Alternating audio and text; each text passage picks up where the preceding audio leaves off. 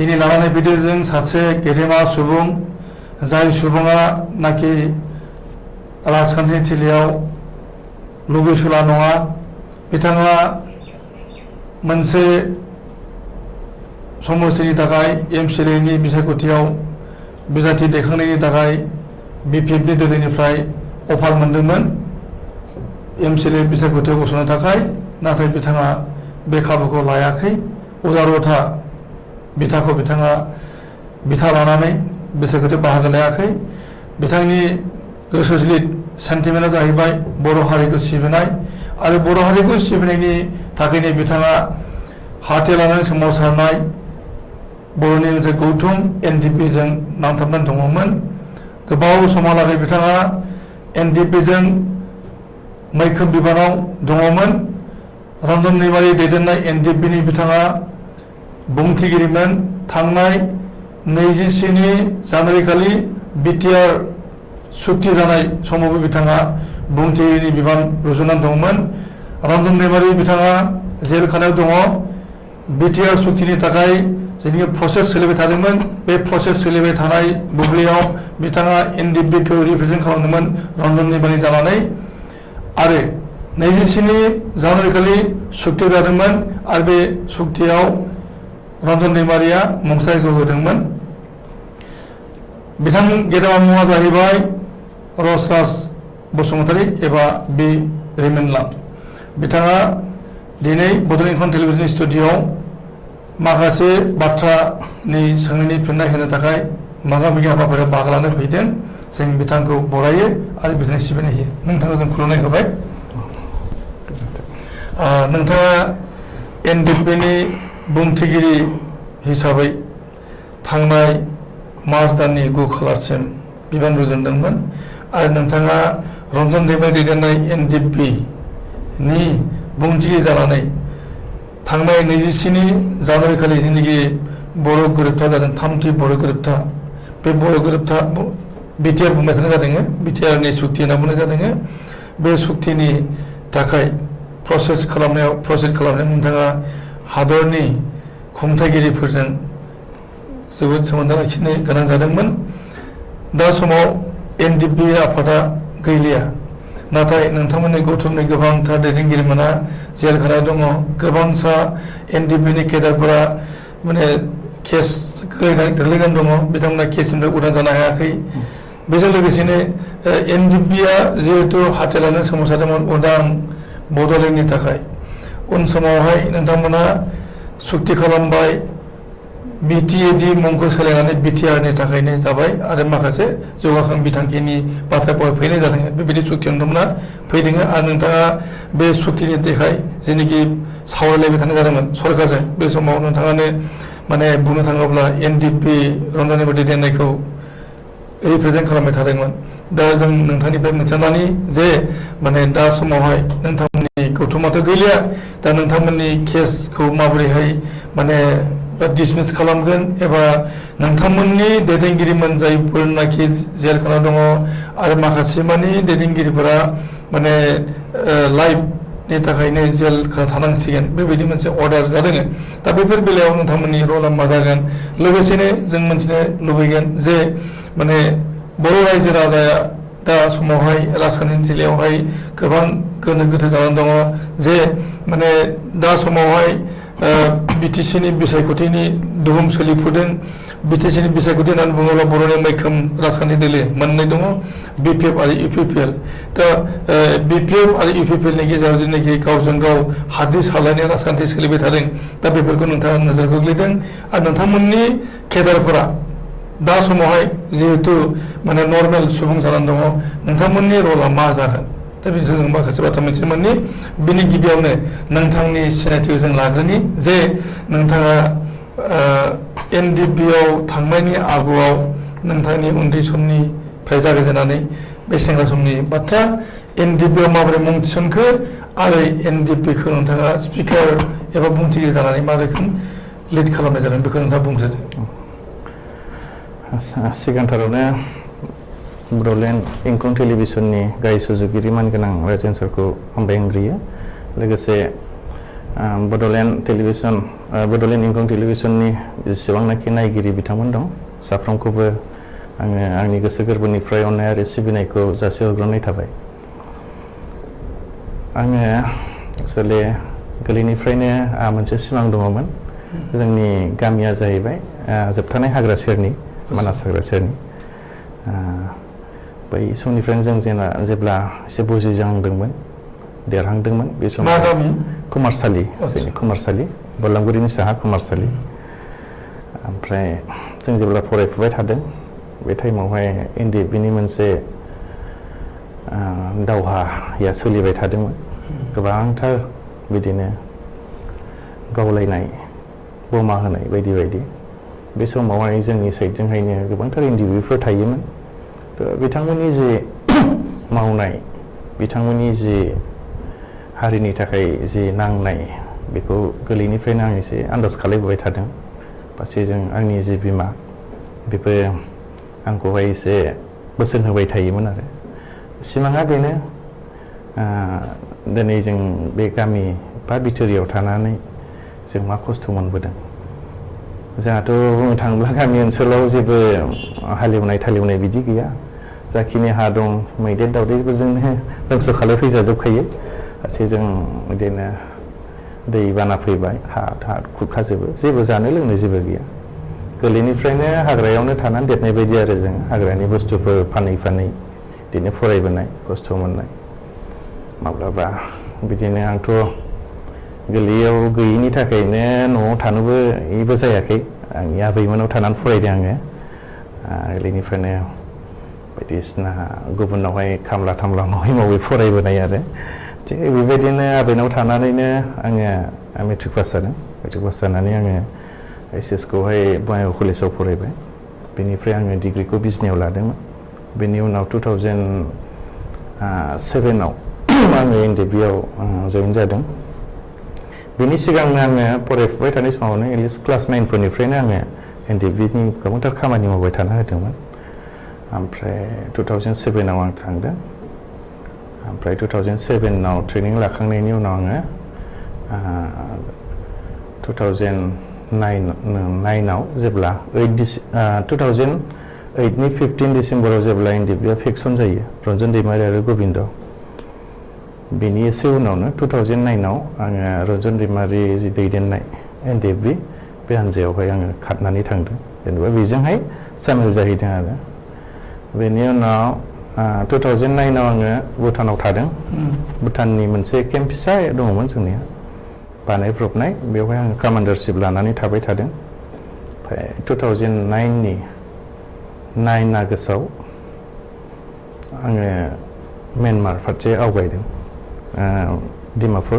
डिमापुरनिफ्राय 9 September खालि बेयाव मास मोनसे थानानै 9 सेप्तेम्बर खालि आङो आंनि लोगोफोर दङमोन, जों गासै 9 जनमोन। गिबि खेबनि थाखाय जों माने म्यानमार आवगायलांदों आरो गिबिसिन। जोंनि सिगां सानै थांग्रोदों, जोंनि सारमोन। बिथां सासे जोंनिनो नेहाथारिमोन, जेनेरेल सेक्रेटारि, बिथाङा मुंख्लं जालांबाय। सासे आरो DO फ्रि होननाय, बिथां सानै थांदोंमोन। बेनि उनावहाय केम्पथ' गैयामोन नालाय ओजों। ओमफ्राय जोंनो गिबि खेबनि थाखाय केम्प दानस्रांजेनबाय म्यानमार ढाका होननायाव। 26 देससो नांदों जोंनो सहैनो आरो बे जायगासिम, बर्डारनिफ्राय थाबाय थाबाय हाग्रा हाग्रा। ओमफ्राय बेवहाय केम्प जागायजेनबाय। ओमफ्राय 2009निफ्रायनो मानसि बिदिनो रोगाबाय, ट्रेनिं बेस खालामबाय। 2010 आव ट्रेनिं मोनसे होबाय। ओमफ्राय बेनिफ्राय 2011 आवबो होबाय। ओमफ्राय 2011नि जानुवारियाव आङो होजोंहाय जेनेरेल सार्जन मेजर, जेनेबा GSM बिबानखौ लादोंमोन।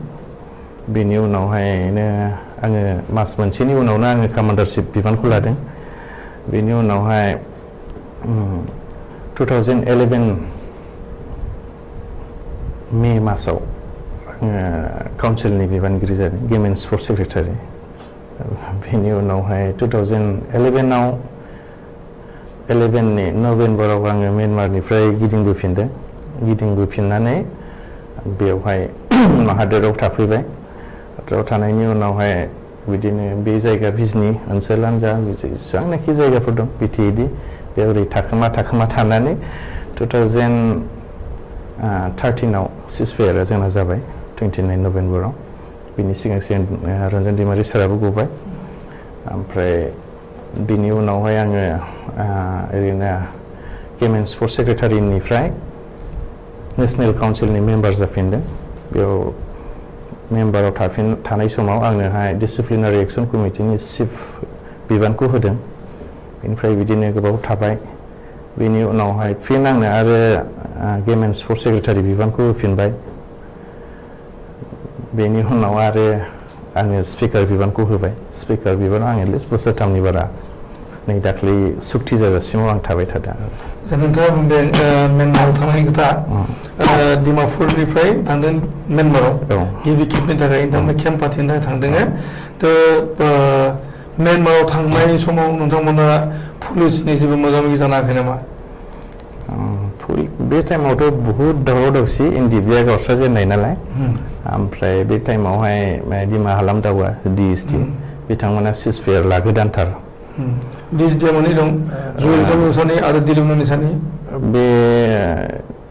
बे मामोन बेखौ आं बुंनो हाला दिलीप निसानियानो जानो हागौमोन खोमा आरो जिखुनु बे टाइमावहाय बांद्राय स्ट्रिक्ट नंलामोन ओमफ्राय थांनानैहाय जोङो 9 जनमोन टटेल टाटा सुमो गंसेयाव गाखोनानै थांदों जों डिमापुरनिफ्राय सोरबा बे डिमापुर साथि होननाय मोनसे जायगा दं बेनिफ्राय गाखोबाय ओमफ्रायो मककसं होननाय मोनसे जायगायाव साब्रै दंहैग्रोखायोमोन आरो आंनि लोगोफोर बिथांमोना मुंख्लं जालांबाय भिसानि खोथा गैया भिसा नोंथांमोना म्यानमाराव हाबहैदों लामायाव बे मककसं होननाय जायगायाव जों मोनसे जायगायाव हमजाबायमोन थांनायावनो आरो लाखिदों जोंखौ लाखिनानै सासे बोराय ओरैनो नागा पुलिस बिथाङा हयथ' आन्दाज मोनदों खोमा आरो सोंदों सोर नोंसोर जों सासे जोंनि जे जोंखौ लांग्रा बेबायदि जों ट्राइबेल होनना बुंनानै लानायाव बिथांखौ सोबादों आरो आखाइ सोबानानै आंखौ ओरै साइडजों लिंलांदों बे नागाया आरो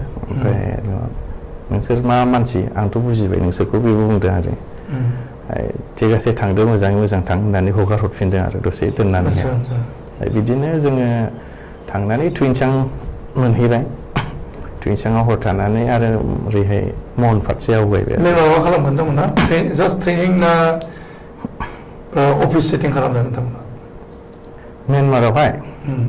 म्यानमारावहायथ' जों ट्रेनिं बेसबो खालायहैबाय जों केम्पथार थांनाय जे सावरायग्रा बिथांमोन फैनाय बे केम्पआनो सावरायग्रायाबो दंमोन बे समाव बे टाइमावहाय सावरायग्रा बिथाङा गैयामोन जों जेब्ला थांजेननाय बे टाइमावहाय गैयामोन आरो बिसोरो बांलादेशआव दङमोन बेनिफ्राय जेनाखि नोंथांमोना ट्रेनिं केम्प खालामबाय म्यानमाराव नोंथांमोननि ट्रेनिंआ गावजों गावनि गेजेराव जायो ना बेवहाय माबा मोनसे इन्टारनेसनेल एजेन्सिफ्रा ट्रेनिं होनाय जादोंमोन बेयाव माने गिबियावहाय जों सेनियरफोर हिसाबै जों ट्रेनार खामोन नालाय जोङो मानसिया खममोन जोङो सेनियरफोर हिसाबै जोङो 9 जनल' खामोन ओमफ्राय जोङो बे मणिपुरि KYKL होननाय मोनसे आफाद दङ बिथांमोननि हेफाजाब लानानै जोङो जोंनि माबाखौ केडार्सफोरखौ ट्रेन खालामदों आरो ट्रेनिं होदों आच्छा जोङो नोंथांनिफ्राय मोनथिबाय जे म्यानमाराव नोंथाङा बोरै आगान हैदोंमोन दा जों दान्दिसे ब्रेक लानि बिनि उनाव सावरायनि बिथांनि हाबा हुखा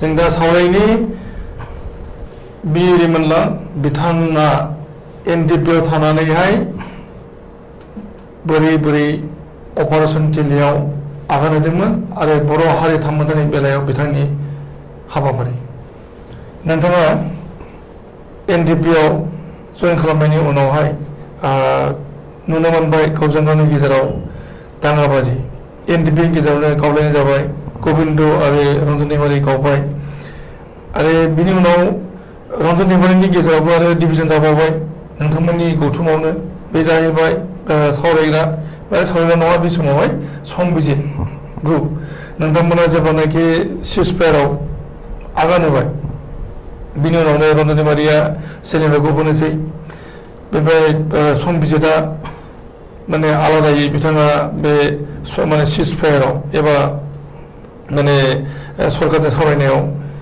सेटिसफाइड नङा होननानै बिथाङा आलादायै मोनसे फेक्सन जानानै थाबाय आरो बेहायनो बि फेरेंगा जयेन जादों सावरायग्रा जयेन जादों दा बै जेनाखि सिचुवेसन बेखौ माबोरै नोंथांमोना मेकआप खालामदोंमोन?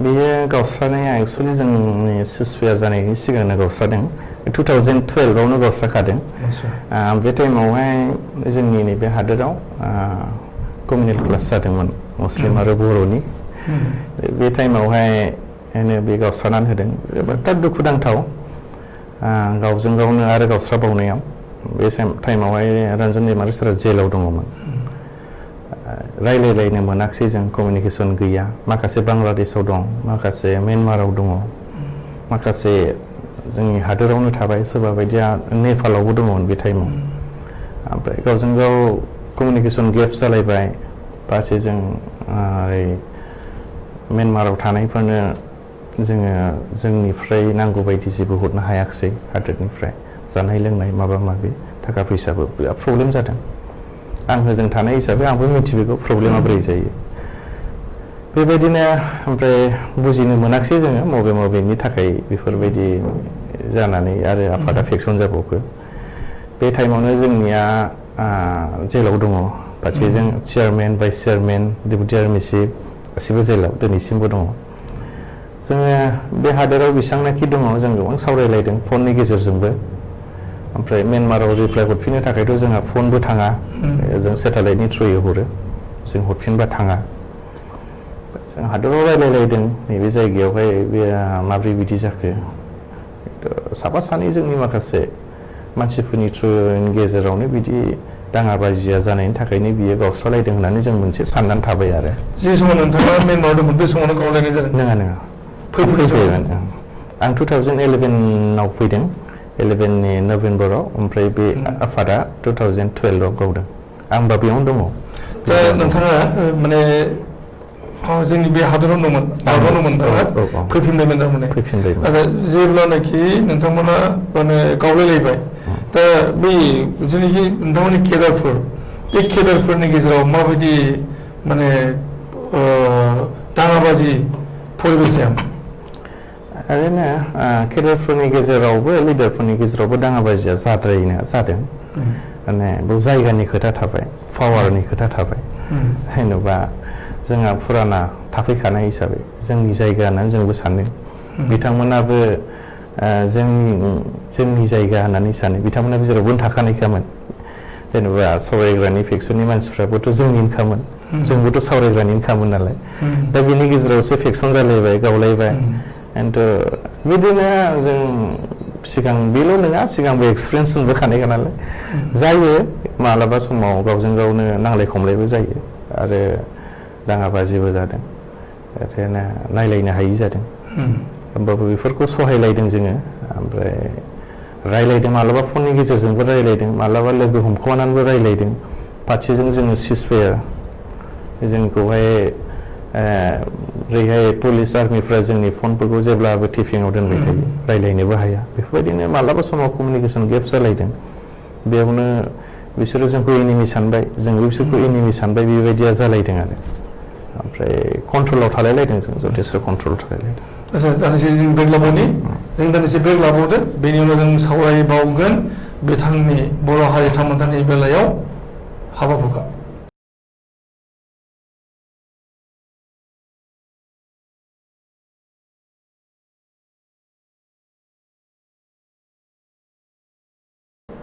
फैफिनदों जों मिथिनायाव नोंथाङा रायजो राजाजों थानानै गोबांथार खामानि मावनो नाजादोंमोन आरो रायजो राजाखौ गावजों गावनि गेजेराव गोरोबलायनांगौनि थाखाय नोंथाङा जथेस्थ' खामानि मावदों होननानै मिथिनाय जादों गाव हारिनि गेजेराव दाङाबाजिया बै समनिफ्राय जाबोदोंमोन जेरावनाखि बड'लेण्ड सोमावसारनाया जागायजेनदोंमोन 1987नि खोथा आरो बिनि आगोलावबो बर'फोरनि गेजेराव गावजों गावनि गेजेराव एना एनिया दङमोन कंग्रेस आरो पिटिसिनि दा नोंथाङा 2007 मायथाइयाव एनडिपिआव हाबदों आरो एनडिपिआव हाबनायनि उनाव नोंथाङा जेब्लानाखि एनडिपिखौ दैदेननो लाबाय बै समनिफ्रायनो नोंथाङा माने गावजों गावनि गेजेराव एना एनि जानायखौ फोजोबस्रांनो थाखाय दा जथेस्थ' खामानि मावनो होनना बुंनाय जादोंमोन जों बेखौ मिथिनो मोननाय जादों रायजो राजाखौ माने गावजों गाव अनलायनायनि गेजेरजों बे दावगालांनो हायो बेनिखायनो मावदों होननानै जेरैनाखि एक्सटर्सन आरो किडनेपिं बेफोर खामानिया जाबाय थादों जोंनि हालामाव नोंथाङा बेफोरखौबो माने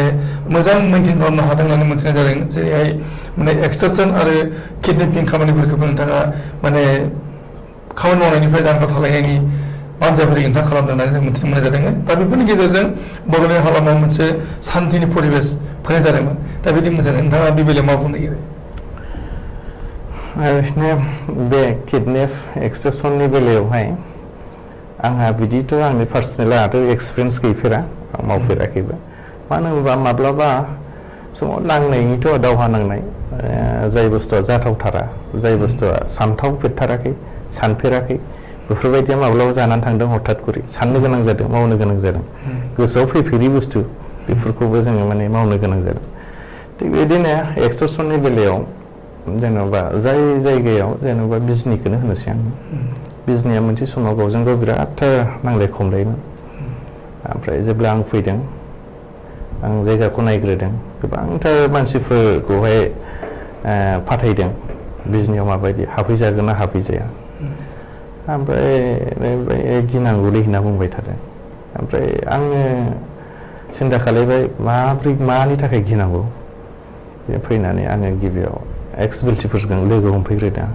गियोमोन आरो एक्स बिएलटिखौ जोंनि मानसिफ्रा ओमफ्राय बेनि उनाव एनडिपि सारेन्डारफोरखौ लोगो हमफैदों एनडिपि सारेन्डारफोरखौबो गियोमोन उनाव हाबनानै नायबाय जेबोथ' गैया जों सासपेक्ट खालायो बिथांमोना टाउनाव थायो जों हयथ' माबा मोनसे खालायगोन नामा आरो बिथांमोनाबो सानो बिथांमोना हाबफैब्ला हयथ' माबा मोनसे खालायगोन नामा बेबायदि साननाया थाबाय थादोंमोन आरो बेनि उनावहाय हाबफैबाय जेबो गैया रेसपेक्ट होलायदों बेनि उनावनो आंबो थांखोमादों जाहैखोमादों बिथांमोनाबो दोनदों बेबायदिनो जों सोलिलांदों फारसे जों बेबायदि जायगाफ्राव एफा मोजां जुदि जों फोथायलायनाय थानाय जायगाफ्राव जुदि जों आरो एक्सटर्सन जुदि खालायोबा अब्ला जोंहा आरो गाज्रि जागोन होननानै बेफोरनि थाखायनो खालायनाय मानायफोरखौ बादा होदों आरो गुबुन जाथिफोरजोंबो गोबांथार बिदिनो रायलायखोमादों बिथांमोनाबो बुजिदों जाबाय गोदो जानानै थांबाय जोंबो बुजियो जों बेफोरबायदि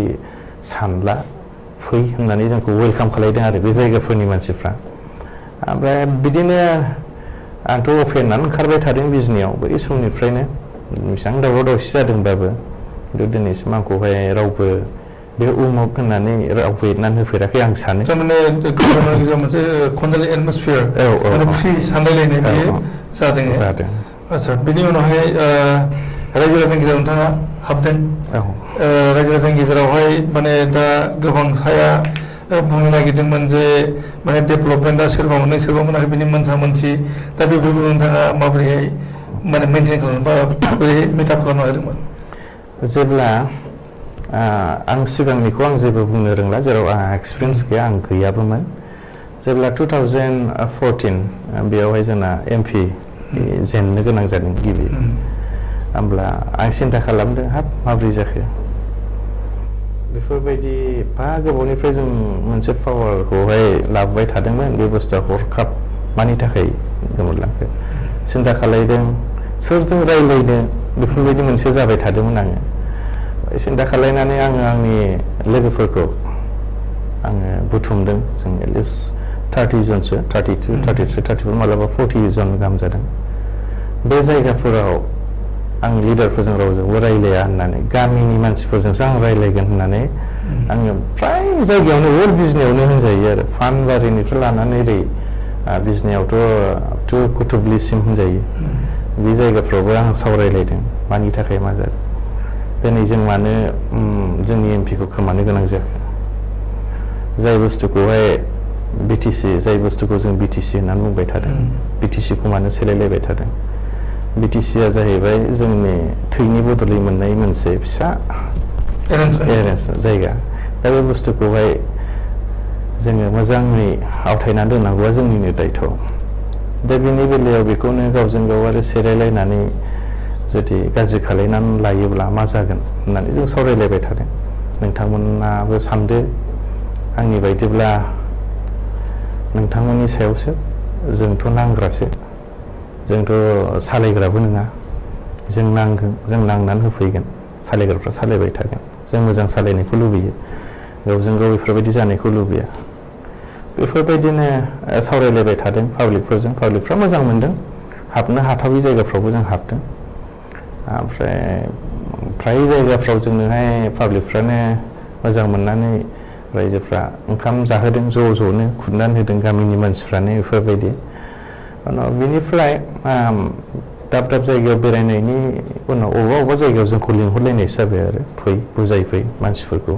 माने बे टाइमाव गामिफ्रावबो गावजों गाव सैलायलायि जाजेनखाबायमोन आरो बे टाइमावनो, माने बेनि हाबा जाबाबो बे थांदेरलाया, बेनि हाबा जाबाबो बे थांदेरलाया, बेबायदि सिस्टेम। बेफोरखौ जों बुजायबोदों। दिनै जों बेफोरबायदि जायोब्ला दावहा नांग्रा हान्जाफोरखौ नोंथांमोना माबोरै हेफाजाब होनो हागोन? बिदिबाथ' जों नोंथांमोननि जायगाफ्राव थाखोमा फैनो हानाय नङा। जोंथ' बुंनो थाङोब्ला नोंथांमोननि जायगायावनो थाखोमा थाग्रा मासे नासो जोङो, नोंथांमोनाथ' जोंनि फुख्रि। नोंथांमोनानो जुदि रानोब्ला फुख्रि जानानै, होमबा बे दावहा नांग्राफ्राथ' निस्सय जोंखौहाय बे दाउब'फ्रा जालांजोबखागोन ना। बेफोरबायदि बाथ्रा बुङै बुङै जोङो जायगाखौ फोसाबदोंमोन। दिनैहाय जों बेबायदिनो बिनि थ्रुयैनो जों थांनानै थाबोदों, मोजाङै दङ आरो दिनैसिम। सुक्ति जाबाय, बिटिआर सुक्ति थांनाय 27 जानुवारि खालि। बे बिटिआर सुक्ति जानाय समसिम नोंथाङा माने गभर्नमेन्ट पुर'केसफोरजों जगाजग खालामबाय थादोंमोन। आसलथे बिटिआर सुक्तिया माबोरै जाफैखो? ओरैनो बे थांनाय जे 27 एकड़, बे एकड़ाथ' जोंनि थाखाय गोदान, बहुद बोसोर नांबोबाय, जेनेबा 1986निफ्रायनो लानानै मोनसे एकड़नि थाखायनो नांबोबाय थादों, बर'नि एकड़नि थाखायनो। मोजां एकड़ खालामगोन, सेपारेट स्टेट खालामगोन, सभारेन्टि माबा खालामगोन, खिन्थु बे जोंनि मोनसे सिमां। एनडिएफबिआ दि सभारेन्टि मोनथारगोन बेखौ जों मालाबाबो सानखायाखै आरो नुहुरखायाबो।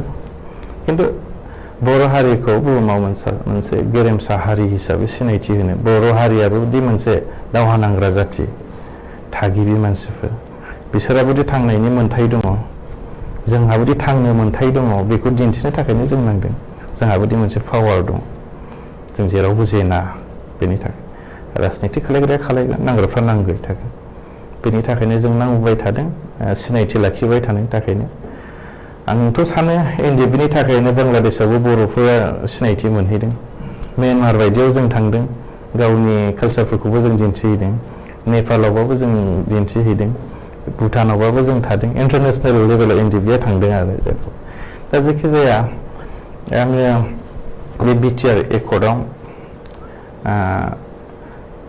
4 अक्ट'बर 2019 बेयाव आं स्टार्ट खालायजेनदों। माने जोंनि कमिउनिकेसना माने सिगां 2018आव जों रायज्लायदोंमोन इन्डियान गभर्नमेन्टजों, बे टाइमाव आं बाहागो लायाखै, दैमारि सारा गावगा बाहेरायाव दङमोन, बेयाव दैमारि सारा रायज्लायहैदों। ओमफ्राय 2019नि अक्ट'बराव आं स्टार्ट खालायजेनदों, जेलाव थांग्रोदों आं गिबि खेबनि थाखाय सारनाव, सार ओरैबायदि मोनसे मेसेज फैदों, बे मेसेजआ माबायदि जागोन आं बेखौ मिन्थिया होननानै। ओमफ्राय थिग आसे मुभ खालायजेन, बे बुंबाय सोरखौ माबा खालायनांगौ होनना बुंबाय। ओमफ्राय जोंनि नेहाथारि अनजालु, लोगोसे एसिस्टेन्ट नेहाथारि एन्डानसोरां, बिसोरजों ज' जाफानानै जोङो मुभ खालायजेनबाय। 2019निनो 15 अक्ट'बर जों दिल्लीयाव गिबि खेबनि थाखाय थांग्रोदों। एनडिएफबिनि बड'सा होननाय, ओमफ्राय सिला, ओमफ्राय ओरै सानजारां, जों बिसोरनि साब्रै, ओमफ्राय जोंनिफ्राय साथामजों आवगायजेनदों आरो डमिनिक होननाय सासेखौ। आवगायजेननानै बिदिनो होजों दिल्लीयाव जों रायज्लायजेनबाय। बे समावहाय बिदिनो एबि माथुरजों जों रायज्लायजेनदों। एबि माथुरा जोंनि इन्टारल'कुट'र, माने गोबाव बोसोरसे फ्रायानो माने गेप जानानै थाबायमोन आरो जोंनि जे सावरायनाय बियो, ओंखायनो जों बेखौ खबर लानो थांग्रोजेनदों। ओमफ्राय बिथाङा बुंदों NDP जों सावरायनोथ' गभर्नमेन्टआ रेडि, नोंथांमोननि गेजेरावसो दिनैहाय आरो गावस्रा गावस्रि जाबावलायबाय होननानै आरो नोंथांमोना ज' जाग्रो बे खोथाखौ बुंदों। बे टाइमावहाय NDP निफ्राय धीरेन बर' सारनिया गाव गोदानथार, ओमफ्राय बिदिनो रायज्लायखांनायनि उनाव जों फैफिनदों। बिनि फैनायनि उनावहाय मानि थाखाय जों ज' जानो हायाखै बेफोरखौ जों सावरायलायबाय थाबाय गावजों गाव जोंनियाव आरो रन्जन दैमारिनि हान्जायाव। बेनि उनाव सारनो जों रिपर्टखौ होफैदों बिदि बिदि थिग आसे। बेनि उनावहाय जों धीरेन सारजोंबो लोगो हमबाय। बे समाव सावरायग्रानि खोथा गैया, सावरायग्राया सफैथ'वाखै। ओमफ्राय बिदिनो बिसोर धीरेन सारजोंबो रायज्लायबाय आरो ओरै माबाजोंबो गबिन्द सारजोंबो रायज्लायबाय। जों गेजेराव जानानै रायज्लायबाय थादों आरो ओरैबो ओरैबो ओरैबो ओरैबो बिदिनो दावगालांबाय थाबाय जोङो। ओमफ्राय दिल्ली टु बड'लेण्ड, दिल्ली टु बड'लेण्ड जाबाय थाबाय आरो थांलाय फैलाय थांलाय फैलाय। ओमफ्राय बेनिफ्राय डिसेम्बराव जोङो सानथामनि हाबाफारि लानानै जोंनि जे इन्टारल'किउटर बेजों गुवाहाटियाव रायज्लायबाय 15, 16, 17 डिसेम्बराव। बेवहाय माखासे जोंनि जि MOS बेनि सायाव जों सावरायबाय। सावरायनाय टाइमावथ' मोजाङानोमोन, जेसेबांनाखि जोंनि जे मेम'रेन्डाम होनाय बेनि सायावनो जों सावरायदोंमोन। ओमफ्राय बेनि उनावहाय बेजों सावरायखांनायनि उनावहाय जोंखौ दिल्लीयाव लिंहरदों। बे टाइमावहाय हम मिनिस्ट्रिनि जि आइबिफोर तपन रेखा आरो मिश्र बिथांमोनजों जों सावरायदों। ओमफ्राय जोंथ' बुजिस्लाबाखिसै बारा, जेनेबा एबि माथुरजोंसो जों रायज्लायनांगौमोन, इन्टारल'किउटरजोंसो। अटारकुरिदि बिसोरो माब्रै बाहागो लाखो जों सानलायबाय थादों आरो जानांगौ हम मिनिस्टारा थिनदों, हम एफेयार्सनि रायज्लायदों। रायज्लायनानैहाय बिदिनो सुक्तिहालागै थांबाय। ओमफ्राय जोङो बार बुंबाय थादों रन्जन दैमारि सारनि खोथा। एबि माथुरनावबो बुंदों, बेनावबो बुंदों। उइदाउट रन्जन दैमारि सार जों माब्लाबाबो बे गोरोबथाखौ गनाया होननानै जों बुंबाय थादों। जोंनो बिथांखौ नांगौ, बिथां नङाब्ला जों सुक्ति खालामा होननानै आरो बिदिनो सुक्तिथ' खालायथारनोसै होननानै जों मिन्थिबाय। ओमफ्राय दैमारि सारखौ मानो बख'वा बेखौ जों बुंबाय थानाय जादों आरो बेनि उनावहाय दैमारि सारखौहायबो बख'नायनि खोथाखौ होबाय। जोङो सावरायबाय थाबाय। बेनि उनाव एकर्डआ माबायदि जामारगोन बेखौबो जों बारा हमनो हाया जादों। सावरायबाय थादों, रायज्लायबाय थादों। ओमफ्राय जेब्ला जोङो 22 तारिख खालि जों रायज्लायबावदों खेबसे, आनि उनाव 24 तारिख खालि बे रायज्लायदों। 23 तारिख रायज्लायखालि जों आइबिजों रायज्लायबावनायाव बिथांमोना बुंदों आरो रन्जन दैमारि सारखौ लाबोनाय जासिगोन, बिथाङा फैगोन जासिगोन। आरो माब्रै लाबोगोन बेखौथ' जों बारा बुजियाखिसै, जों दिल्लीयाव दं बे टाइमाव। सारजोंथ' रायज्लायनोबो मोनला जोङो। ओमफ्राय गमामायैनो सारखौ लानानै थांमारबाय 25 तारिख खालि। 25 तारिख खालि सारखौ लानानै थांदों। ओमफ्राय बिथाङा 26 तारिखनि फुंनि 3टायाव सहैदों। थिग बिदिनो फुंनि 10टासोआव हम मिनिस्ट्रिनिफ्राय फैबाय मानसि, तपन रेखा आरो मिश्र। जों जयैनो सावरायलायबाय, दैमारि सारजों सावरायलायबाय। 26 खालि आरो 26 खालि सावरायलायदों आरो जि क्लजफोर दं बेखौ फट फरायनानै खोन्थाबाय, सावरायलायबाय माब्रै। ओमफ्राय दैमारि सारखौहाय खावलायबाय थादों, 10 बारसो खावलायदों मिश्रआ, तपन रेखायाबो, जे नोंथाङा साइनखौ होदो, नोंथाङा अन्नानै गाबोन साइनखौ हो होनना बुंबाय थादों आरो दैमारि सारा बुंदोंदि बेयाव जों सावरायग्रोनि, जोंनि टिमजों जों सावरायग्रोगोन होनबाय थादों आरो ओमफ्राय बिदिनो थिग आसे होननानै बिसोरो जोंजों बिदाय लानानै थांबाय आरो फ्राय 1 घन्टानि बारा सावरायदों जोङो बे आइबिनिजों। जोंबो जों सावरायलायनानै दे जाथोंसै होननानै बे सहिखौ होनाय जादों आरो नेक्स्ट दिनखालि।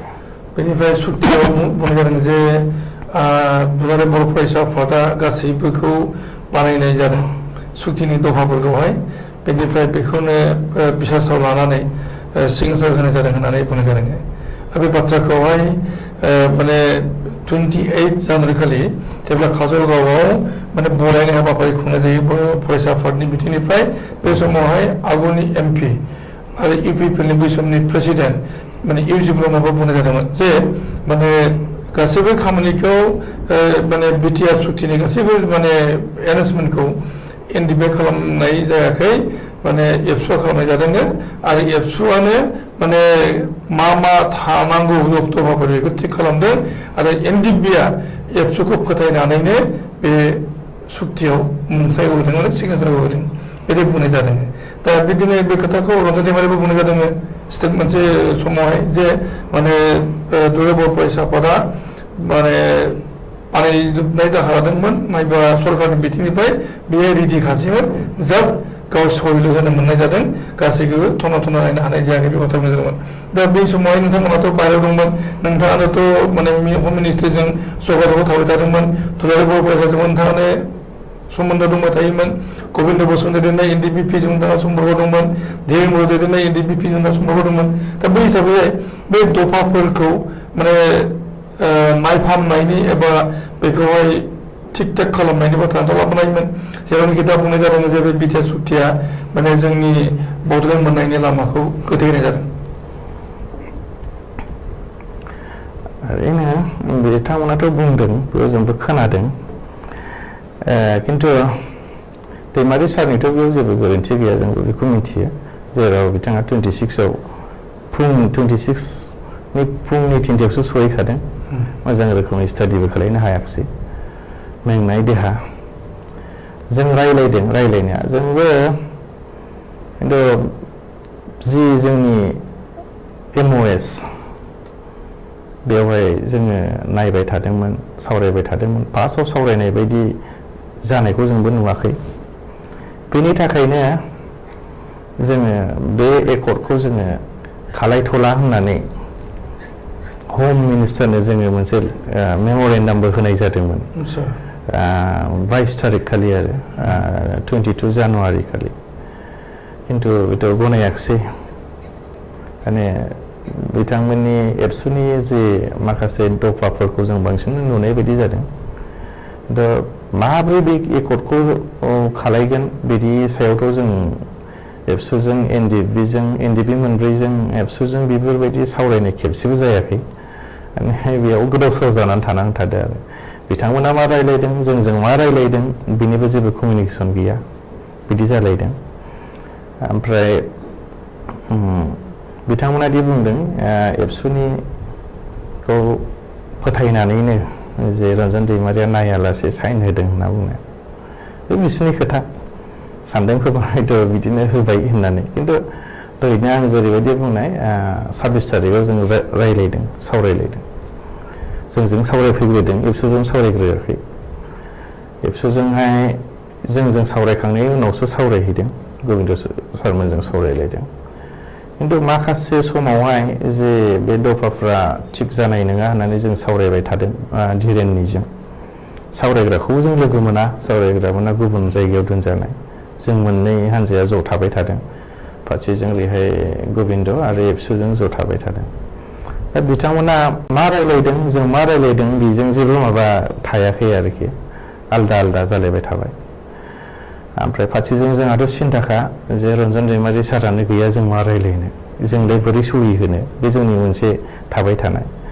जों सावरायनाया सावरायदों, खिन्थु जों इन्ट्रेस्ट गैया जाबाय थादों आरो मोनसे गोसोआव नार्भासआ थाबाय थादों।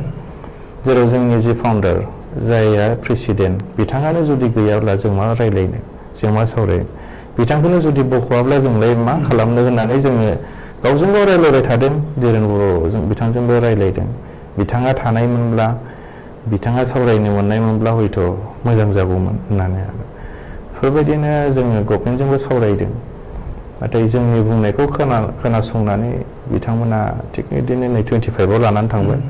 खिन्थु बेथ' जोंनि थाखाय थोजासे नङा, जास्ट लांबाय, साइन होबाय, जों नोंथाङा बुंबाय जे माने सेटिसफेक्सन नङा नोंथांमोनाबो बे सुक्तिनि सायाव माने 22 जानुवारि खालि नोंथांमोना हम मिनिस्टारनो मेम'रेन्डाम गथायदों होनबाय जे बे सुक्तिखौ खालामनायाव जोङो माने आग'खौ दङ बे नोंथांमोना बुंदों होनना बुंबाय नोंथाङा दा बावैसो थ' अब्ला नोंथांमोना सेटिसफेक्सन नंखायाबा बे दफाफोरावहाय बा मा रिजननि थाखाय नोंथांमोना सिगनेसार होनो बायद' जाखो बिदिनो माखासे खोथाया ओंखारबाय थादों बेवहाय जोंखौथ' हम मिनिस्ट्रिनिफ्राय एसे दंखि होलायनाय बायदि जादों जों सानदोंमोन मा बे सुक्तिया एनडिएफबिनि बेखौनो जों सावरायगोन जोंनि मथे थांगोन होननानै खिन्थु जि हम मिनिस्ट्रिनिफ्राय बुंनाय इन्डियाया मोनसे डेम'क्रेटिक कान्ट्रि बेयावहाय सोरबा आर्मस रिभलिउसन खालामनाय बेफोरखौ इन्डियाया गनाया होननानै बुंदो आरो नोंसोरथ' सिराय लानानै दावहा नांग्रासो बे खोथाया फैदों आरो माब्ला जों सिन्था खालामदों हाब बे खोथाया बबेनिफ्राय फैखो होमबा जोंजों मान रायलायदों जोंजों मान सिसफेयार खालामदों बेखौ जों सानबाय थादों आरो बबे खन्द'निफ्राय बे खोथाया फैखो दिनै नोंसोरखौ जों माने इण्डियान सरकारा गनाया होननानै निस्सय सोरनिबा माबा खोथा थानो हागौ खोमा जों साननानै थाबाय थादों आरो बिदि हिसाबैनो बे एकर्डआ मोजां जानाय नंखाला होननानै जों सिन्था खालामबाय थादों दा बिनि थाखायनो जोङो बेखौ होनाय जादोंमोन आरो जेराव आरो जों सावरायग्राजोंबो रायलायनो मोना गबिन्द सारमोनजोंबो जों कमिउनिकेसन गैलायला एबसुआथ' जोंखौ रायलायखाला खेबसेबो रायलायाखै माबायदि जामारगोन बेनि सायाव दा बेफोरबायदिनि थाखायनो जों माने बे माबाखौहाय मोजां जानाय नङा होननानै सिन्था खालामनानै जों सेटिसफेक्सन नङा होननानै बे ओइदिनखालि एकर्डखौ खालायनाङा होननानै जों होनाय जादोंमोन आरो दा नोंथांमोना जे बे सुक्तिया एनडिएफबिनि थाखायमोन गुबुन आफादफोरनि थाखाय नङामोन जेरावनाखि इबिपिअ बेवहाय सिगनेटारि जेरावनाखि दुलाराय बर' फरायसाफोरा बेवहाय माने गाहाय मुंसागिरि नाम्बार 1 प्रमद बर' नाम्बार 2 लरेन्स इस्लारि मुंसागिरि जादों बिनि उनावहाय फारि फारि एनडिएफबिनिफोर दङ आरो इबिपिनि दङ नोंथांमोना बुंनो नागिरदों जे बे सुक्तियावहाय गुबुन गुबुन आफाद फैनायनि थाखाय सहियामोन नामा बे खोथाखौ बुङाखै माने इउबिपिअनिया जाहैबाय एक्सट्राखा बिसोर जाहैबाय माने बर' कसारि अट'नमास काउन्सिलनि बिसोरजों जोंहा जेबो लोब्बा गैया बिसोर जाहैबाय आलदाखा जोंहा जोंनि डिमान्डआ आलदा जि मेम'रेन्डाम होनाय एबसुनि बेलायाव जेनेबा सरकाराबो बुंदों जोंजोंथ' सिगां एनडिएफबिजोंसो सावरायबाय थादोंमोन एबसुजोंथ' जोंहा लाखा दाखा गैखायामोन एबसुआबो नंगौ एबसुआबो माबाखौ एसेबारे स्टेट डिमान्ड खालामदों जोंबो बेयावनो थांदों गभर्नमेन्टआ बुंदों वान्स फर अल गासिबो फैजोबनांगौ बिदि हिसाबै एबसुआबो थांबाय जोंबो थांबाय गासिबो थांबाय बे मेन रलखौहाय एनडिएफबियानो मोनगोन नामा जों बेखौ सानदोंमोन आरोखि खिन्थु जेरैबायदि नुबाय एनडिएफबियाथ' मोनाखिसै गावसोरनो बुंखाबाय जेराव आरो एबसुखौ फोथायनानैनो एनडिएफबिनि जि रन्जन दैमारि बिथाङा मेगन मुसेबनानै साइन होबाय होनलायनाय खोथाफोरखौ नायोब्ला सिन्था खालायहरनो गोनां जायो आरो मा खालायदों जों दानैसो ब्रेक लानो नागिरदों आरो बिनि उनाव जों फैबावनि सावरायथायाव जोङो बे बिथिंनि सावरायनि जे बिटिआर सुक्तिनि उनाव एनडिएफबि गौथुमा सिफायजाबाय दा एनडिएफबिनि केडारफोरा बायदिसिना केसजों जाबसिन जानानै दङ आरो गोबां दैदेनगिरिमोना जेराव दङ दा बिसोरखौ सख'नायनि बा केसनिफ्राय उदां मोननायनि मा बानजायफारि लानो सानदों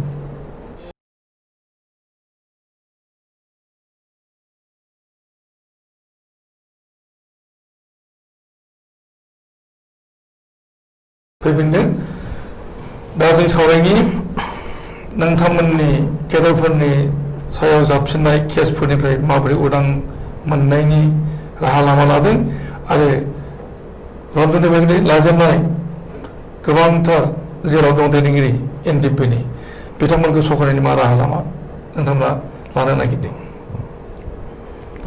बेथ' ओरैनोथ' क्ल'जआवनो माखासे लिरनाय दं जेनेरेल एमनेस्टिनि खोथा बिदि हिसाबै जों सुक्तिखौ सहिखौ खालामदों 27 जानुवारि गोबाव सम जाबाय दिनैसिमाव माखासे कर'ना भाइरासनि थाखायबो माखासे गेप जालायबाय फारसेजों जोंनि जि माखासे दैदेनगिरिफोर पलिटिक्सआव बाहागो लाबाय इन्ट्रेस्ट गैयि जाबाय सोरबा बायदिया थिग बेबायदिनो जोङो सिन्था खालामलायनानै दाख्लै 2 तारिख नैबे मासनिनो थांनाय 2 जुन खालि जोङो चिफ मिनिस्टारखौ जों लोगो हमदों गुवाहाटीयाव। चिफ मिनिस्टारखौ लोगो हमनानै जोंनि प्रब्लेमफोरखौ जों खोन्थादों। जोंहाथ' बिराद गोबाव जाबाय सार सुक्ति खालामनाया गासै गोबाव मास जानानै थांबाय, खिन्थु मोनसेबो दफाफोरखौ इमप्लिमेन्टेसननि सायाव रायलायनाय जायाखै। दिनैहाय जोंनि जेसेबांनाखि केडार्सफोर दं, लिडारनिफ्राय लानानै केडार्सफोर दङ, गोबांथार बिपदआव दङ। गोबाव बोसोर दावहा नांबाय, बेनि उनाव न'आव थांफिनदों, जेबो मोनलाङाखै, बिमा बिफानो जेबो हैनो हायाखै। दिनै गोबांथार गोसोआव सोंलु, बिदि जुदि जेबो आवगायनाय जायाब्ला, मोनसेबो दफाफोरखौ सुफुंजायाब्ला जोंनि गेजेराव गावजों गाव माबा मोनसेया जालायनो हागौ। बेनिखायनो बे बुस्थुखौ थाबैनो सारा आवगायोब्ला मोजां जागोन होननानै बुंदों जों। ओमफ्राय बेयावनो केसखौ जों रायलायबाय, स्पेसियेलि केसआथ' एनडिपि हिसाबै 1986आव जि जोनोम, बेनिफ्राय लाजेननायनिफ्राय दिनैसिमाव खमावबो 10,000सो केस जानो हागौ। आसामावल' नङा, बेसेबांनाखि नर्थ इस्ट बेयावनो एनडिपिआ हमजादों, जेल जाबोदों, बहाबा बायदि बायदि जाबोदों। नर्थ इस्टनि अनगायै बेंगलाव गोबांथार दङ, गोबांथार हमजादों। बेंगलनि अनगायैबो ओरै साउथ इन्डियाफ्रावबो गोबांथार केस जाहैदों, हमजाहैदों, माहैजादों। बेफोरखौ नायोब्ला जोंहा बिराद क्रिटिकेल। बे समाव चिफ मिनिस्टार सारा बुंदों, बा होननानै माने गिनाय मोनदों आरो एफा गोबां जागोन ना होननानै। ओमफ्राय बे टाइमावहाय मिनिस्टारबो दंमोन, चन्दन मिनिस्टार। बिथाङा बुंदों जोंनि बिल थिनानो बै समावनियानो 2,500मोन होननानै आरो 2,500 केस। बेखौ नायोब्लाथ' एनडिपिआ 10,000नि बारासो जाबावगोन होननानै बिथाङा बुंनो होदों आरो। ओमफ्राय चिफ मिनिस्टारजों लोगोसे बिथांनि लिगेल एडभाइजारफोर दङमोन माखासे, ओमफ्राय आइजि थाबाय, माखासे ओरै कमिसनारफोर दङ, बिथांमोनजों जों रायलायदों। बेवहाय हिसाबैल' नङा, एनडिपि फेक्सननि मोनब्रै हानजायाबो जों ज' थांदों, गासैबो दैदेनगिरिफोर। दा बिदिनो रायलायबाय केसनि सायाव, बेयो जों बेसेबां जागोन। ओमफ्राय जोंनिखौ सोंदों, जोंबो बुंदों रन्जन दैमारि सारनि खोथाखौ। बिथांजों लोगोसे दिनै सेन्ट्रेल जेलाव हाइनास केसआव 10 जन दङ, आरो एनआइएआवहाय सावरायग्रानिफ्राय गैयाबाबो 67 ना बेसेबांबा जन दङ। आरो माखासे जे फासिनि अर्डार होजाखानायफोर दं, बेफोरनि सायाव जों रायलायदों। दा बेखौ बुंनायनि उनाव थाबैनो चिफ मिनिस्टारा बुंदों थाबैनो बेखौ राहा लानाय जासिगोन, खामानिखौ मावनो गावनि अफिसार्सफोरखौ बियो फाथायदों। ओमफ्राय बिनि अनगायैबो आरो रिहेबिलिटेसन जि एनडिपिनि जि मोननो गोनां जि दफायाव दंखायो, माब्रै जे रिक्रुइटमेन्टनि खोथा, फेयार रेजिमेन्टआव हरनायनि मानायनि, बेनि सायावबो सावरायदों। थिग আছে, बेखौ थाबैनो खालायनाय जासिगोन, रायलायनाय जासिगोन गभर्नमेन्ट अफ इन्डियाजों, बे खोथाखौ होदों। आरो लोगोसे मार्टियार्सफोरनि सायाव सावरायनाय जादों, बेखौबो थाबैनो जोंनाव लिस्टखौ बिदों। जों एसे उनावनो बेखौ होनाय जागोन होननानै बिथांखौ जों रादाय होबोदों। बेबायदिनो जोङो 2 तारिख जुनाव जों सावरायनाय जादों आरो बेबायदिनो। दा समाव बिटिसिनि बिसायख'थिनि थाखाय दुम दाखाल, रायजो राजानि गेजेराव गासै पलिटिकेल पार्टिफोरा गावबा गावनि दोलोखौ देरहाहोनांगौनि थाखाय गोबांथार बानबुंथि होबाय थादों। नोंथांमोननि गौथुमा मा रल प्ले खालामदों? ओरैनोथ' जोंनिफ्राय एनडिपि, स्पेसियेलि एनडिपि हिसाबै पलिटिकेल जाहाथ' एनडिपि हिसाबैथ' जोब्बाय, डिजल्भ जाबाय, डिसबेन्ड जाबाय। दा थेवब्लाबो जोङो एक्स हिसाबै दङ, आफाद हिसाबैनो दङ। बिदि हिसाबै जोङो सावरायलायदों। पलिटिकेल हिसाबैथ' जोङो मोनसेजोंल' सावरायाखै, मोननै मोनथाम हानजाजोंबो जों सावरायलायदों। दिनैनिल' खोथा नङा, एनडिपि हिसाबैथ' जोनोम जाजेननायनिफ्रायनो जिखुनु पलिटिकेल पार्टिखौ, बर'नि पलिटिकेल पार्टिफोरखौ हेफाजाब होबोबाय थादों।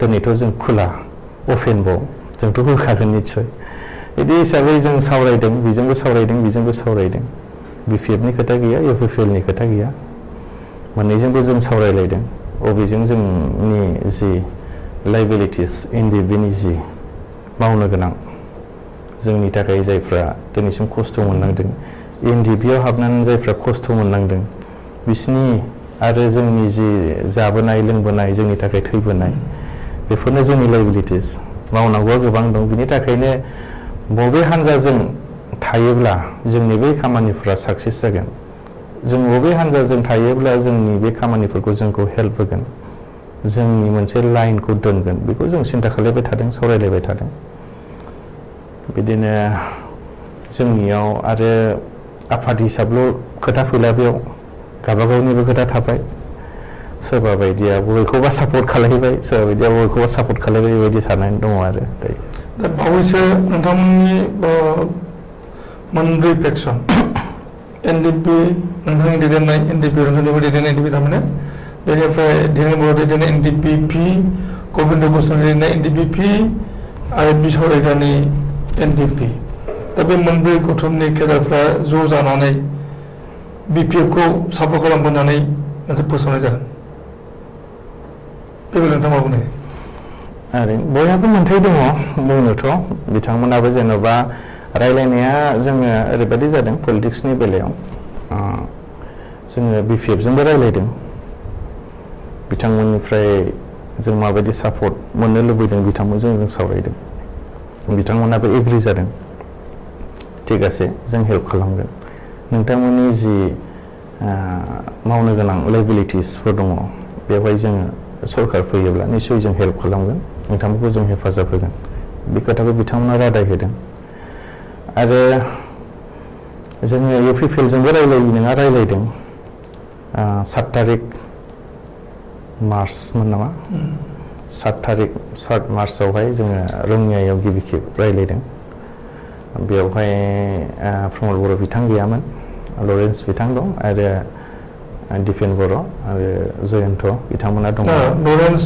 दिपेन आरो जयन्त बिथांमोना एबसुनि थेवबाबो एबसुनि लाइनजों जों माबोरै थांनो हागोन रायलायलायनो हागोन माने बैसोरजों जों कमिउनिकेसन गैया नालाय माबाजों गोबिन्द सारजोंबो गैलाया माबाजोंबो UPPL नि जायफ्रा प्रेसिडेन्टफोर बिसोरजोंबो गैया बिथांमोननि साननाय हनायफ्रा मा बेखौ जों मिन्थिग्रोनो जों एबसुजों रायलायग्रोदों जेराव बिथांमोनाबो क्ल'ज हिसाबै आरो ओमफ्राय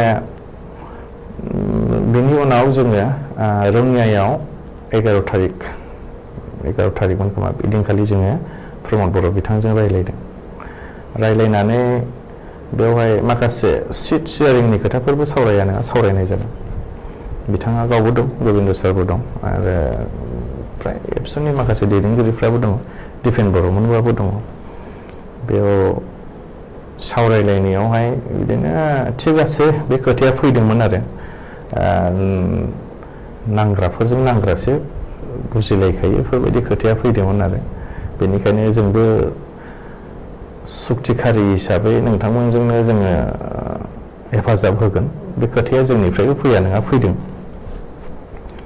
रायलायलायनायाव फैखागोन खिन्थु जेरैबायदि बिथांमोननि जेरैबायदि बुंनायमोन मोगथाङावथ' जाफुङाखिसै फारसेजों जों आरो BPF जोंबो सावरायखानाय दंखायो मोननैजोंबो जों सावरायलायबाय रायलायनानै जोङो दिनैहाय BPF नि जि बुंनाय जि खोथा होनाय बेखौ जों साबसिन मोननानै नंगौ बिथांमोनानो जोंनि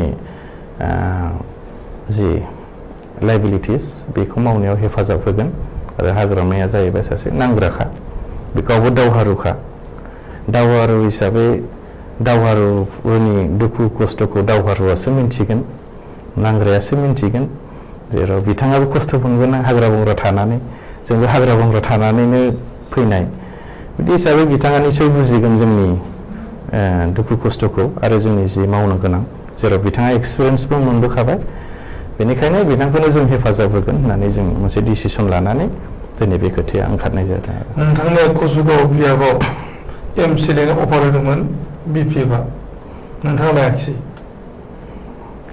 ओरैनो बेयाव अफार होनाया जाहैबाय नंगौ नङा अफारखौलाय होदों ना माथो आं बेखौ बुंनो हाला जिखुनु आंनि नामा ओंखारदोंमोन होदोंमोन ओमफ्राय आंहा बेवहाय एसेबां इन्ट्रेस्ट गैया पलिटिक्सआव जेन'बा आफादनि सासेबो सोद्रोमाफ्रा रन्जन दैमारिनि सोद्रोमाफ्रा जेरावबो गैखाया बिदि गैयि हिसाबै आंबोथ' बै असिना जायगायाव आंबोथ' थांनानै गेलेहैनांगौआबो गोरलै नङा जेराव आंनि बेवहाय रावबो बिमा बिफाबो गैया बिदा फंबाय गैया बाय बाहागि गैया आंखौ सिना जानाबो गैया बेनि थाखायनो आंहा मोनसे प्रब्लेमबो जादों फारसेजों आङो इन्ट्रेस्टबो गैखाया जेरावहाय जोंनि जि एकर्ड बिटिआर एकर्ड बे बिटिआर एकर्डखौ इमप्लिमेन्टेसन जायागौमानि बेयाव जों बाहागो लाथ'ला होननानै जों सावरायदोंबोमोन फारसेजों एसेबांनाखि लाइबिलिटिस मावनांगौ दं जोंनि जि दैदेनगिरिफोर बिथांमोनाथ' जोंनि साइडनिफ्राय जेलावसो दंखायो जोंबो जुदि आरो बे पलिटिक्सआव बाहागो लानानै जुदि माबा खालायोब्ला होमबा सोर मावनो बेखौबो जों सिन्था खालामदों बे सिन्था खालायलायनानै दे थाथ'थोंसै उनफोरनियाव माबाफोर जायोबा बाहागो लानो हागोन होननानै गावखौनो सिन्था खालायनानै आं थाफिननाय जादों आरो बिटिआर सुक्तिखौथ' खालामबाय बिटिआर सुक्तिखौ बर' फरायसा आफाद आरो गुबुन फसंथान एनडिपिपि बिथांमोना मोजां होननानै बुंदों नाथाय नोंथांमोना माने साइड जानानै बुंदों जे बेवहाय बर'फोरनि गांनाय उखैनाया फोलोमफुंनायनि जेबो बेबस्था गैया बिटिआर एकर्डआ ओरैनो नायोब्ला बांद्राय जोंनि जेसेबांनाखि नांदों जि सिमांखौ नुनानै जों नांदोंमोन बिनि थोजासेथ' नंखाया संकष्ट सुदियानि खोथायाथ' फैखायाखिसै एनडिपिनि जानानैथ' गोबांथार जायगानिफ्राय नांदोंमोन बिथांमोननि थाखाय जों थोजासे जेबो लाबोनो हायाखिसै बे जोंनि मोनसे दुखु दिनैहाय बे बिटिएडिनि मानसिफ्राल'थ' एनडिपिआव नाङाखैमोन गलाघाटनि नांदोंमोन गुबुन गुबुन जायगाफोरनि नांदोंमोन नाथाय बिथांमोननो जों जेबो होफैनो हायि बायदि जाबाय थेवब्लाबो जोङो बिटिआरआव जेसेबांनाखि दफा दङ बियो फारि फारियै जुदि इमप्लिमेन्टेसन जुदि जालांजोबोबा बेयावनो थोजासे नङाब्लाबो सन्तुष्ट जानानै थानोसै होननानै जों दिनैसिम दङ आरो बिटिआरखौ सुक्ति खालामनायनि थाखाय दाय होनानै गोबांथार सुबुङा खुद्रिनाय फोरमायदों आरो माखासे दैदेनगिरिमोन जे समाव बिथांमोना बड'लेण्ड सोमावसारनायनि गिबि हाबाफारिखौ बाजायजेनदोंमोन बै दैदेनगिरिमोना दा समाव बड'लेण्ड मुभमेन्ट खालामफिननो थाखाय जानजि खाफ्रादों लोगोसेनो नोंथांमोननि लोब्बाय गुथुम होनना बुंनांगोन मानो होनना बुङोब्ला बिथांमोना नोंथांमोननि थाखायनो गोबांथार माने मिशन लादोंमोन PDMB people's democratic movement for Bodoland आरो people's joint action committee for Bodoland movement बिथांमोना गोदानै बड'लेण्ड मुभमेन्ट सोमावसारनो थाखाय जानजि खाफ्रादों नोंथांमोननि रला ओरैनोथ' जोंथ' नांनानै बिटिआरखौहाय जों एकर्ड खालामबाय बे जों खिन्थु बिथां पिपुल्स जयेन्ट एक्सन कमिटिमोन आरो पिडिएमबि बिथांमोनाबा मानि सिस्टेमनि थाखाय मा नांफिननो सिन्था खालामदों बेखौथ' जों दा बुंनो हाथ'ला हयथ' बिथांमोनाबो बिटिआर गोरोबथायाव हयथ' गोजोननाय गैया मोजांखौ नुवाखै खोमा खिन्थु दिनैसिमबोथ' जेबो इमप्लिमेन्टेसनानो जाथ'वाखै बेवहाय जाजोबोब्ला माबायदि जामारगोन बेखौथ' जेबो नुथ'वाखैनो बिदि हिसाबै बे साननैनि गेजेरावनो जुदि बेखौहाय आरो डिसिसन लाफिनोब्ला हयथ' निस्सय मा जागोन बेखौ जों जेबो बुंनो हाया जोबथारनाय कुइसन नोंथांमोननि गोबांथार केडारा बुंनो थाङोब्ला नोंथांमोननि केडार मोना दिनैनि समाव बिपिएफखौ सापर्ट होनो लादों फैगौ बिसायख'थिनि थाखाय बिपिएफआ जेनोब्ला इउपिपिएलआ जे देरहाबोयोब्ला सरकार जाफैयोब्ला नोंथांमोननि थाखाय जारला जागोन बे जेननाय देरहानायनि बेलायावथ' बिदि जेबो थानो नाङा जेनेबा जोङो बिपिएफखौ सापर्ट खालामबाय जोंनि थाखाय जायहा जोंखौ साबसिन सापर्ट खालामगोन होननानै खोथा होदों बेजों जों थांदों दिनैहाय इउपिपिएलआ देरहायोब्ला बिथांमोनाबोथ' मोनसे सुक्तिखारियानो बिथांमोना देरहाबा बिथांमोनानोथ' मावखानांगोन बेवहायथ' जोंहा जेबो बुंनांगौ गैया बे बिथांमोननि खोथा जोंखौ माबा सानो ना मा मायो बे बिसोरनि खोथा आरो जोंहा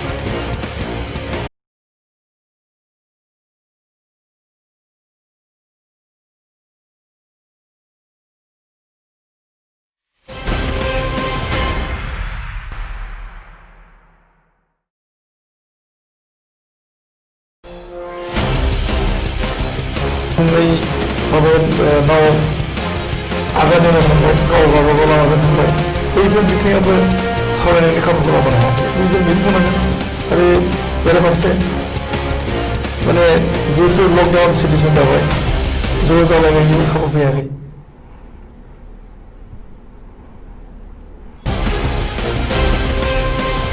जों एसे फैबावनो नागिरदों बेनि उनावहाय जों फैफिनगोन सावरायनायाव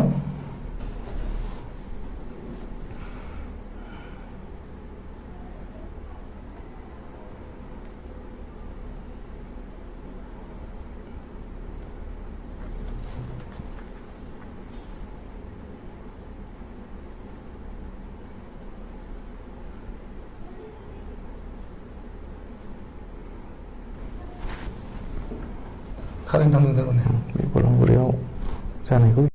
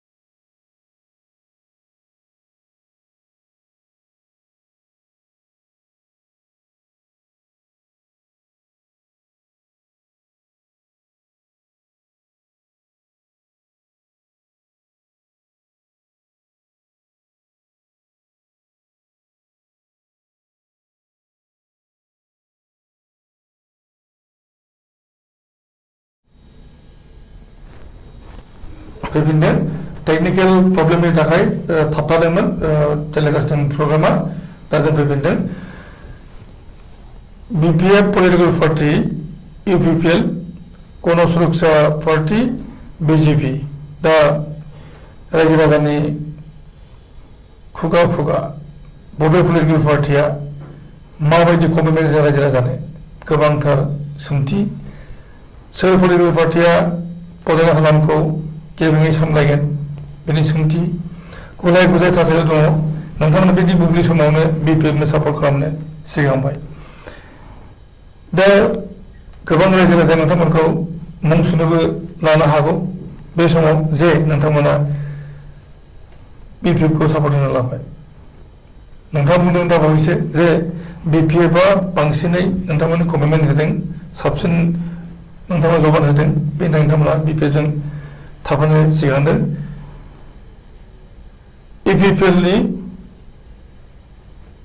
माने दैदेनगिरिमोना नोंथांमोनजों जेबायदि सावरायनाय जादों नोंथाङा बुंदों जे सावरायनाया जायाखिसै नायबा सावरायनायनि खाबुखौ नोंथांमोना लानाय जादोंमोन 11 मार्च खालि नाथाय माने उन समावहाय बुजाफोरा जायाखिसै नोंथांमोना मा लुबैदोंमोन UPPLनिफ्राय UPPLनिफ्राय जोंनि लुबैनाया बेनोमोन जेनेबा जोङो नोंथांमोनाबो बेवहाय जों बिथांमोनखौ बुंनायमोन आरो जेनेबा सुक्तिखारि हिसाबै UPPLआव गोबिन्द बिथां दं लोगोसे NDPनिफ्राय 3 गुबुन गुबुन दंबावो आरो प्रमद बर' बिथां दं बिथांमोना जोंखौ बुंदों जे नोंथांमोनाबो फै होननानै बुंनाय हिसाबै जोंबो थांदों थांनाय हिसाबै जोङो जे लुबैनाय जोङो होनदोंमोन नोंथांमोनाबो जुदि UPPLआव जगदाननानै नोंथांमोनाबो बेयाव बाहागो लासिगोन बिसायख'थियाव बिदि हिसाबै जोंनिफ्रायबो हो बेखौ जों बुंदोंमोन आरो खिन्थु माखासे खोथा होनानैबो बिथांमोना होयियाव जोंहा मोनसे बिदिबाथ' माब्रै गावजों गाव थगायलायनाय सुक्तिखारिजों सुक्तिखारि जोंहा बेयाव मोनसे कनफिउस जानानै थादों बे आरो जोंनिफ्राय थारमाने बिथांमोना नोंथांमोननो खोथा होदोंमोन जागोन होननानै खोथा बुंदोंमोन जों सावरायगोन जों जागोन माने एक्जेक्टलि माबायावहाय जेरावहाय एक्जिस्टिं MCLAफोर दं बेथ' जाथाव नङा खिन्थु जायफ्राव गैया एक्जिस्टिं नङा बे जायगाफ्राव जों एडजास्ट खालायनानै होगोन खिन्थु लास्टआव नायबाय सासेबोथ' गैया सासेबो होआखै थारमाने खोथा होनायखौ लाखिनाय जायाखिसै खोथा होनायखौ लाखिनायानो जाहैबाय दा बेनि उनावहाय नोंथांमोना मोनब्रै NDPआ ज' जानायनि माखासे प्रिपारेसन लादों होननानै मिथिनो मोननाय जादोंमोन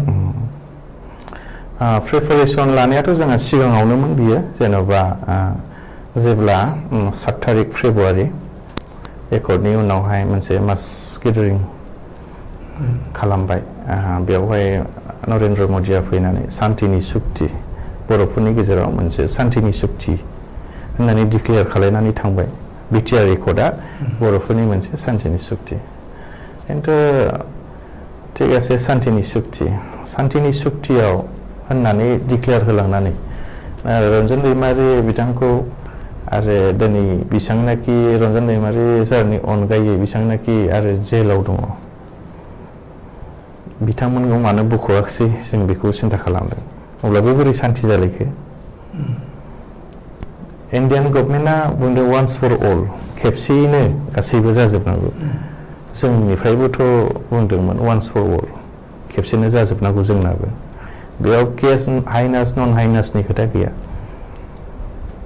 नाथाय जोंनिखौ बिथांमोना गनायाखिसै मानियाखिसै दिनैसिमबो जेलाव सोनानै दङ दा बे मोनसे बेथ' बोरै शान्तिनि सुक्ति जाखो जोंहा मोनसे बेयावबो डाउट थाबाय ओमफ्राय बेनिनो 7 तारिखआव जेब्ला जादों 7 तारिखआव जोङो बङाइगावआव सासे मोनसे न'खराव जोङो रायलायदों जों सावरायग्राजोंबो रायलायदों गोबिन्दजोंबो रायलायदों धीरेन बर'जोंबो रायलायदों आलदा आलदायै जों रायलायदों जों माब्रैबा NDPखौ जोङो मोनसे न'खरनि खालायफिननो हायो मोनसे न'खरनि खामोन माबा मोनसे बिदा फंबाय जुदा जालायबाय खिन्थु दिनै आरो जों माब्रै खेबसे ज' जाफिननो हागोन नामा बेखौ जों सिन्था खालायलायबाय थादोंमोन।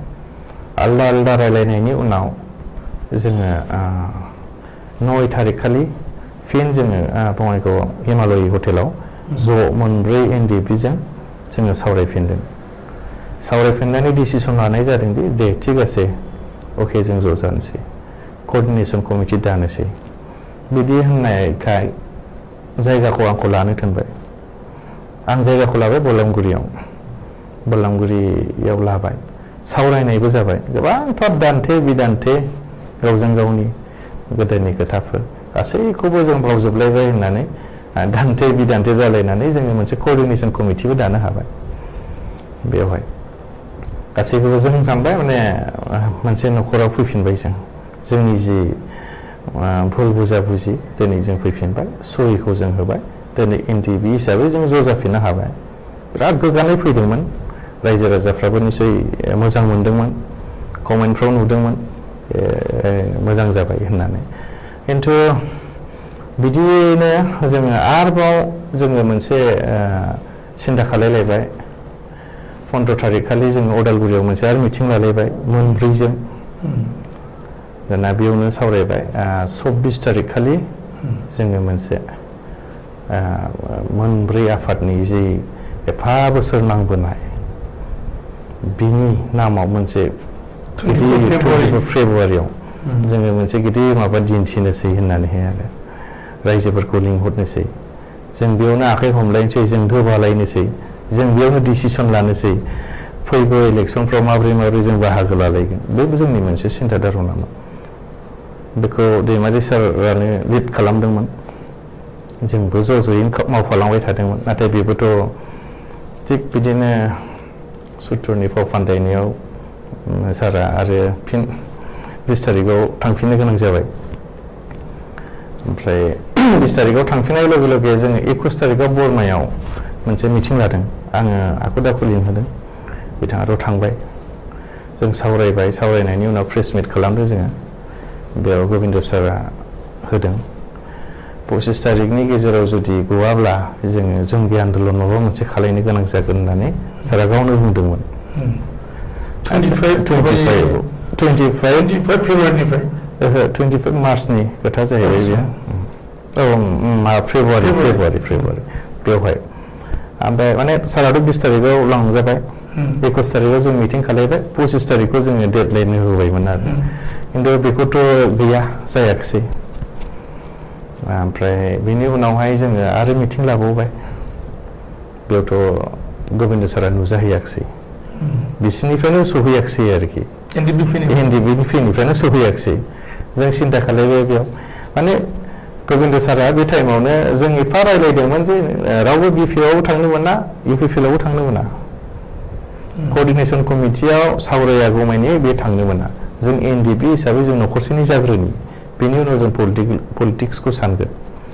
नाथाय जों रायलायनाय खोथाखौ सिफायनानै गोबिन्द साराथ' सिगां गावसो माने UPPL-आव हाबहैग्रोबाय। माने जोंहा बेयाव फोथायनाय गैयि जाबाय।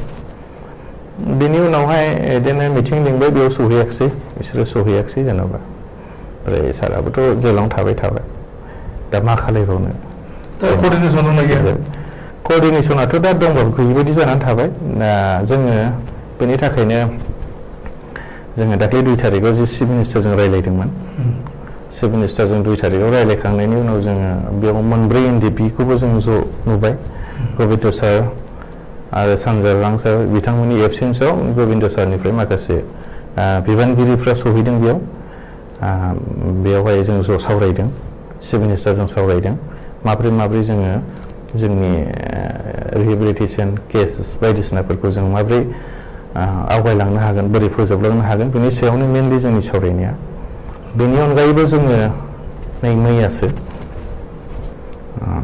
जोङो बेवहाय आरो जों लोगो लाबावदों कमिसनार IG बिथांमोनखौ जों हिरेननाथ बिथांमोनखौ जों लोगो लादों, बोरै केसफोरखौ जोङो माबा खालायनो हागोन होननानै। बेयावबो जों NDP मोनब्रैजोंनो ज'यैनो लोगो लादों। धीरेन बर' सार दङ, सावरायग्रा बिथां दङ, जोंनिफ्रायबो दङ, NDP-निफ्राय आरो NDP-निफ्रायबो दैदेनगिरिफोर दंहैयो। आरो बेबायदिनो जोङो आरो लोगो हमबावगोन, जों बेबायदिनो खोथा होबावदों आरो जोंनो जोंनि जेसेबांनाखि केसफोर दं बेखौ जोङो मोनसे डेट लानानै बेखौ जोङो साबमिट खालायसिगोन आरो दायो। गोबांथार जों सावरायबाय आरो गोबांथार सावरायनो दंबावोमोन।